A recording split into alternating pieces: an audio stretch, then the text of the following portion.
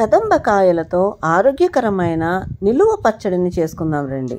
Welcome to my channel Madhura Smruthi. Cook healthy, eat healthy and stay healthy.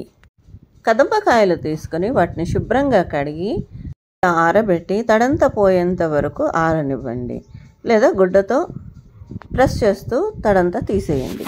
వీటిని చిన్న ముక్కలుగా cut చేసుకొని ఒక బౌల్లోకి తీసుకోండి. ఇక్కడ నేను ఒక 15 కాయలు తీసుకున్నాను. ఇంత క్వాంటిటీ వచ్చిందండి. దీనికి తగినంత ఉప్పు, ఇక్కడ నేను 2 టేబుల్ స్పూన్ సాల్ట్ తీసుకున్నాను, 1/2 టీ స్పూన్ పసుపు, 1 టేబుల్ స్పూన్ మెంతుపిండి, 2 టేబుల్ స్పూన్ ఆవపిండి, 3 టేబుల్ స్పూన్ల కారము, లేదా మీ రుచికి తగ్గట్టుగా కారము ఎక్కువ తక్కువగా తీసుకోండి. వీటన్నిటినీ కూడా బాగా కలపండి. ఇంగ్రీడియంట్స్ అన్నీ కూడా కదంబకాయలు ముక్కకంతా మసాలా పట్టేంత వరకు బాగా కలపండి. ఇప్పుడు ఇందులో 2-3 టేబుల్ స్పూన్ల నిమ్మరసాన్ని పిండి విత్తనాలు పడకుండా జాగ్రత్తగా వేసుకొని బాగా కలపండి. ఇప్పుడు ఇందులో కాచి చల్లార్చిన నూనెను పోసుకొని బాగా కలపండి. నేను ఒక 50 ml అంతా కోల్డ్ ప్రెస్డ్ పల్లి ఆయిల్ని తీసుకున్నానండి. దీన్ని కాచి చల్లార్చి పూర్తిగా చల్లారిన తర్వాత మాత్రమే ఆయిల్ని కలుపుతున్నాను. మీరు కావాలనుకుంటే దీనికి తాలింపు కూడా పెట్టుకోవచ్చు.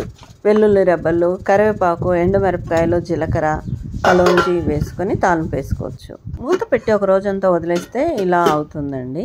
ఇప్పుడు బాగా కలుపుకొని మీకు ఏదన్నా తక్కువ అయ్యాయి అనుకుంటే కనుక నూనె కానీ, ఉప్పు కానీ, కారం కానీ మరోసారి కలుపుకొని వీటిని జాడీలో తీసి పెట్టండి. అయితే ఇది 15 రోజులు పడుతుందండి మగ్గడానికి.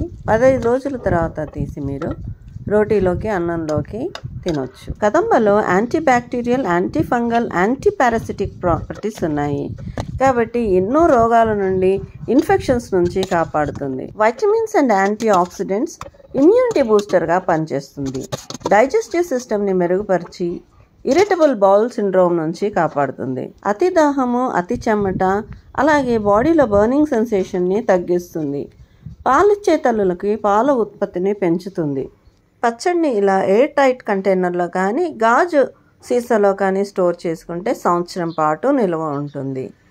కేవలం వర్షాలు స్టార్ట్ అయ్యే సమయంలో లభించే ఈ కదంబ కాయలని, పువ్వులని కూడా మీరు పచ్చడి రూపంలో చేసుకొని సంవత్సరం అంతా ఎంజాయ్ చేయండి. ఎన్నో ఆరోగ్య విశిష్టతలు కలిగి ఉన్న ఈ కదంబ పుష్పాన్ని పూజలోకే కాకుండా ఇలా పచ్చడిగా కూడా చేసుకొని ఆత్మకు, శరీరానికి ఆరోగ్యాన్ని ఇవ్వండి. మీ బంధుమిత్రులకి షేర్ చేయండి. నా ఛానల్కి సబ్స్క్రైబ్ చేసుకోండి. Thanks for watching.